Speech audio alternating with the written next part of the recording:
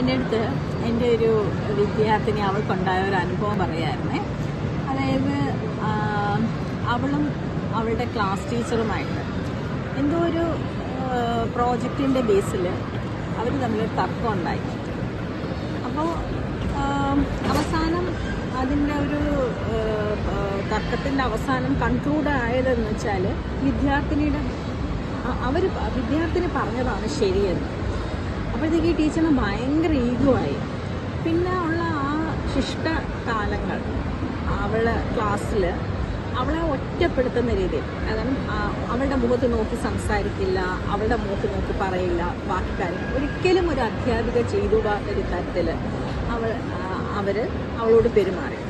ഇതൊക്കെ കഴിഞ്ഞിട്ട് അവളുടെ റിസൾട്ട് വന്നപ്പോൾ അവൾക്ക് നല്ല മാർക്കുണ്ട്. അപ്പം അവളെ അച്ഛനടുത്ത് പറഞ്ഞു, ഞാൻ മാമിനെ ഒന്ന് കണ്ടിട്ട് വരാമെന്ന് പറഞ്ഞു. അവിടെ ചെന്നപ്പോൾ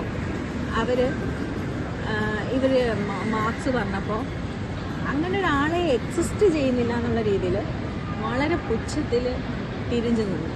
ഇവൾ കരഞ്ഞുകൊണ്ട് ഓടിച്ചെന്ന് അച്ഛനെ ഹഗ് ചെയ്ത്. ഇത് എന്നോട് പറയുമ്പോഴും ആ കുട്ടി കരയുന്നുണ്ടായിരുന്നു.